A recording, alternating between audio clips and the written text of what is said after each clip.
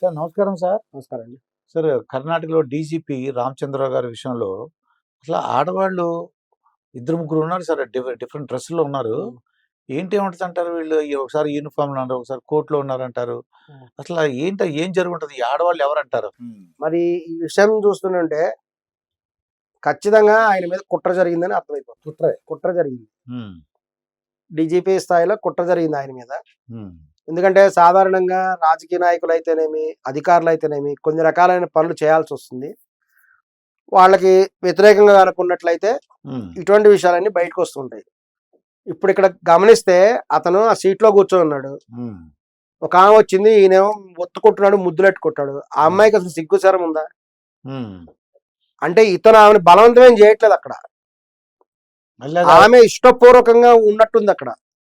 ఆమె తన ఇష్టపూర్వకంగా ఇతను ఆమెను పట్టుకొని ముద్దులెట్టుకుని ఉంటే ఆమె నవ్వుతున్నది.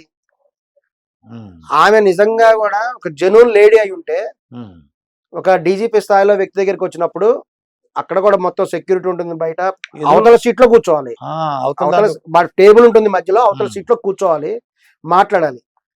ఒకవేళ ఇక్కడ డీజీపీ అధికారంలో ఉన్న వ్యక్తి కూడా ఏమైనా అసభ్యంగా మాట్లాడనుకోండి, ఒక నిజంగా ఒక మంచి మనస్తత్వం గల మహిళ అయితే అక్కడి నుంచి లేచి వెళ్ళిపోతుంది. మంచి వ్యక్తి, లొంగని వ్యక్తి అయితే ఈవెన్ కంప్లైంట్ కూడా చేయొచ్చు, డీజీపీ మీద కూడా కంప్లైంట్ చేయొచ్చు. ఈ రోజున అంత బలంగా ఉన్నాయి. సరే, లేకపోతే లేచి వెళ్ళిపోవాలి. ఇక్కడ జరిగిన సంగతి ఏంటంటే అక్కడి నుంచి వచ్చేసి ఈయన దగ్గరికి వచ్చేసేసింది, ఒక డాక్టర్ దగ్గరికి వచ్చినట్టుగా. ఈయన గట్టి పట్టుకుంటున్నాడు, ముద్దులెట్టుకుంటున్నాడు, పట్టుకున్న ఆమె హిహియ నవ్వుతున్నది. అంటే ఇష్టపూర్వకంగా చేసిన శృంగారం అది. తర్వాత ఏం జరిగిందని చూపించలేదు వీడియోలో. అంటే వీళ్ళు ప్లాన్ గా ఎంతవరకు చూపించాలో అంతవరకు చూపించారు. అంటే వీళ్ళ మనిషి ఎవరో పక్క నుండి వీడియో తీస్తున్నారు. ఈ కుట్ర ఎవరైనా పన్నాడు, అతనికి వ్యతిరేకం ఉన్న వాళ్ళు ఎవరైనా కుట్ర పన్నిన వాళ్ళు కావాలని ఆ అమ్మాయిని పంపించి ఇదంతా షూటింగ్ తీస్తున్నారు. ఇది ఆ అమ్మాయికి తెలుసు. అమ్మాయి తెలిసే అవకాశం ఎక్కువ ఉంది.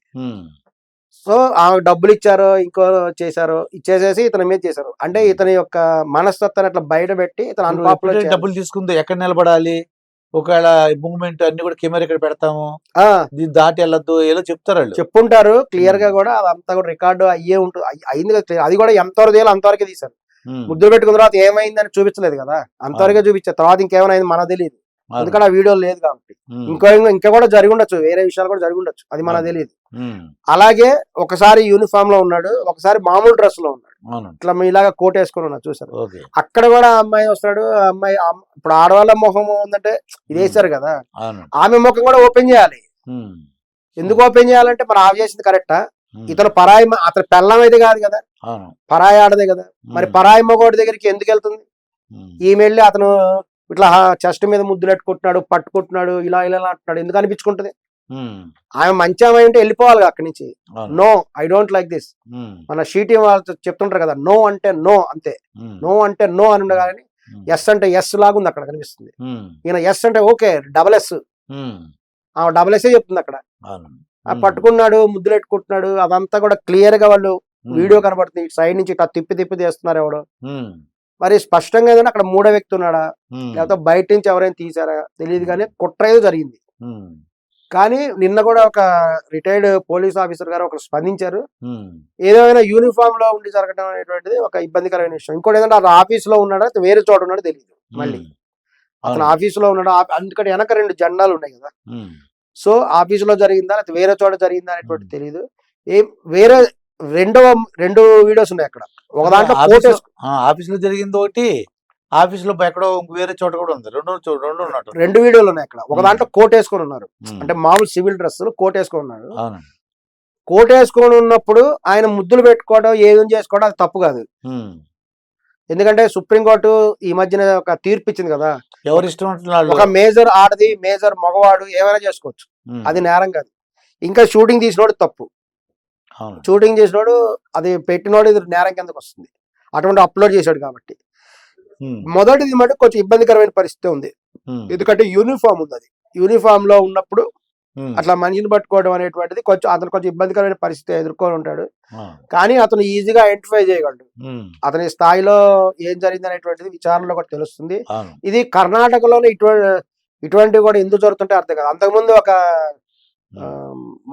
దేవగౌడ వాళ్ళ తమ్ముడి కొడుకు ఎవరో ఒక అతను ఉన్నాడు. కొడుకు వరుస.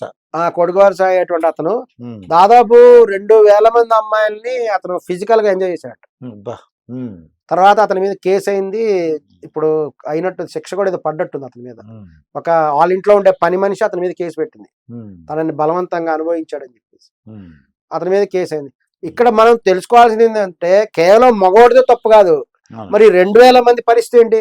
ఉమ్, వీళ్ళందరూ కూడా ఏదో ఒక లాభం కోసం అతని దగ్గరికి వెళ్ళారు. అవును. అతని వల్ల ఏదో ఆశించేసి డబ్బులు అయిండొచ్చు, లేదంటే ఏదైనా విలువైనటువంటి ఉపకారం పొందాలనే ఉమ్, అతన్ని ఆడోళ్ళే మగవాళ్ళు వాడుకుంటున్నారా అనిపిస్తుంది. ఇక్కడ మగవాళ్ళు ఆడవాళ్ళు కాదు, ఆడోళ్ళే మగవాళ్ళని కొంతమంది వాడుకుంటున్నారేమో ఈ విధంగా. అవునండి. ఒక అధికారంలో ఉండే వ్యక్తిని, ఒక డబ్బునే వ్యక్తిని కొంతమంది వాడుకునే అమ్మాయిలు ఉంటారు. అవును.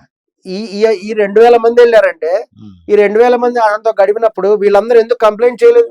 అవును. చేయాలి కదా, నిజంగా ఇష్టం లేకపోతే కంప్లైంట్ చేయాలి. అవును. ఆ బలానా వ్యక్తి నన్ను ఇబ్బంది పెట్టాడని చేయొచ్చు కదా, మరి ఎందుకు చేయలేదు? ఉమ్, చివరికి వాళ్ళ ఇంట్లో పనిచేసే పనామి చేసింది, అది పని మనిషి చివరికి కంప్లైంట్ ఇచ్చింది తప్ప ఈ 2000 మంది ఎవరు కంప్లైంట్ చేయలేదు. ఆ అమ్మాయి వయసు కూడా పని మనిషి వయసు. పెద్ద ఈవిడ ఎక్కువ పెద్ద ఆవిడ. అక్కడ కూడా కుట్రే, అది కుట్ర పరంగానే బయటపడింది. ఎందుకంటే రాజకీయంగా అతను తొక్కేయాలని చెప్పేసి బయట పెట్టారు. ఉమ్, కామాంధుడు ఇతను ఉమ్, 2000 మందితో అతను ఎంజాయ్ చేసినాడు అని చెప్పేసి కుట్ర చేసి ఉండొచ్చు. ఉమ్, ఏదేమైనా కర్ణాటకలోనే మరి ఇటువంటివి ఎక్కువ బయటపడుతూ ఉంటాయి. ఉమ్, సో ఇది తీవ్రంగా కూడా ఖండించాల్సిన విషయమే. ఇది రాజకీయ కారణాలతో జరిగినా వేరే కారణాలతో జరిగినా ఉమ్, అతనైతే రెడ్ హ్యాండ్ గా కూడా ఇరుక్కున్నట్టే కదా, ఇరుక్కున్నట్టే.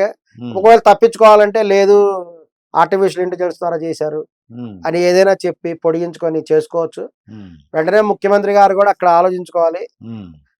దాన్ని బట్టి కూడా వాళ్ళు త్వరలో కూడా నిర్ణయం తీసుకుంటారు. తీసుకుంటారు. చూద్దాం, లెటర్స్ ఏం జరుగుతుందో చూద్దాం. చూడాల్సింది. ఇదండి మురళీ శర్మ గారితో జరిగిన ఇంటర్వ్యూ. మరొక ఇంటర్వ్యూతో మీ ముందుంటాను. మీ మాస్టర్ దుర్గా ప్రసాద్.